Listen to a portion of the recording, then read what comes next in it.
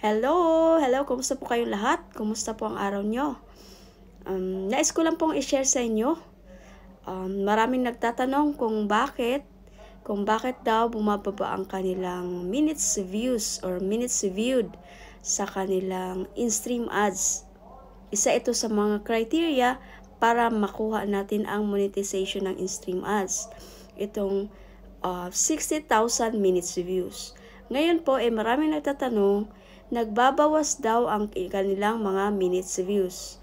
Bakit nga ba nagbabawas bakit nga ba nababawasan ang minutes viewed or views sa criteria ng inyong stream ads? Ito po, umpisahan po natin. Unang-una po, kailangan nating tandaan na ang 60,000 minutes viewed or views ay kailangan lang yan within the last 60 days. Okay? So, ibig pong sabihin yan, kapag wala kayong upload na long video na pinapanood ng tao at wala rin kayong live, is bababa po yung mga views ninyo. Kasi nga po, ang sabi is within 60 days. So, ibig sabihin, ang kinakalculate lang ni Meta or ni Facebook ay yung pinaka-latest or last 60 days. For example po, August ngayon is October 15. Ngayon, kung magba-backdate po kayo from August 15 to October 15, 60 days po yan. August 15 to October 15, 60 days. Ito po yung current na kinakalculate ng system.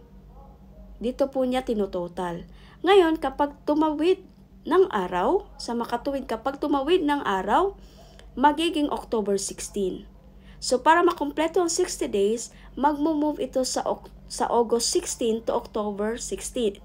Hindi na po siya 15. Okay? So, magiging October 16, from August 16 hanggang October 16. Kasi nagmo-move nga yung araw. So, ibig sabihin, yung 15, ikakaltas yun kung ilan yung minutes views mo sa araw na yun, yun ang ibabawas niya. Kasi, nagre-remove ang system mo automatically ng old data. Naintindihan nyo po? Nagre-remove ang system nyo ng old data.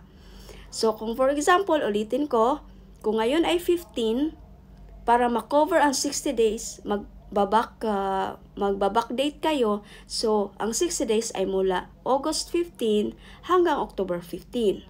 Okay, this is 60 days, the last 60 days. Ngayon, pag bukas na, October 16.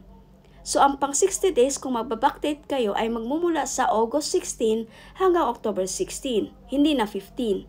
So, ibig sabihin, ang 15 na yun, kung ilan ang minutes views doon, yun yung ibabawas niya. Yan, magbabawas po yan kapag wala po kayong upload or wala kayong live videos. Ganon po yun, nagbabawas siya. Pero hindi ibig sabihin na mag-i-stop kayo, hindi na kayo pwede. Pwede pa rin kayo magtuloy-tuloy. Kaya ang ina-advise ko talaga, mag-live kayo. Mag-live kayo or mag-upload kayo ng videos. Pag may time kayo, mga 30 minutes within sa araw-araw, meron talaga kayo o kaya long video. Kasi kapag napabayaan nyo, bababa yung minutes views nyo, maghahabol na naman kayo ulit. Instead na makuha nyo lang ng 1.5 months, tumatawid kayo ng 2 or 3 months, no? Pero ang kinukuha lang ni Meta is within the last 60 days. Yan yung pinaka-updated. Okay po? So, panibagong araw, panibagong bilang. Yun, sana naintindihan nyo yung explanation ko. Kung hindi kayo naguguluhan. Kung naguguluhan kayo, pwede po kayo mag-comment or mag-message sa atin para ma-explain pa natin ng mas clear. Okay po? So, yun po. Yun lang po. Yun lang ang calculation ni Meta. Nagre-remove automatically sa system ng old data para dyan sa minutes views. Okay po? Thank you so much. Thank you so much sa inyong panunood at huwag niyo pong kalimutan ang YouTube channel ng Team Tiwiu, guys. Paki-like na lang, paki-follow na lang po. At maraming salamat sa inyong suporta sa buong Team Tiwiu. Thank you so much. Thank you so much. Ingat po. Thank you.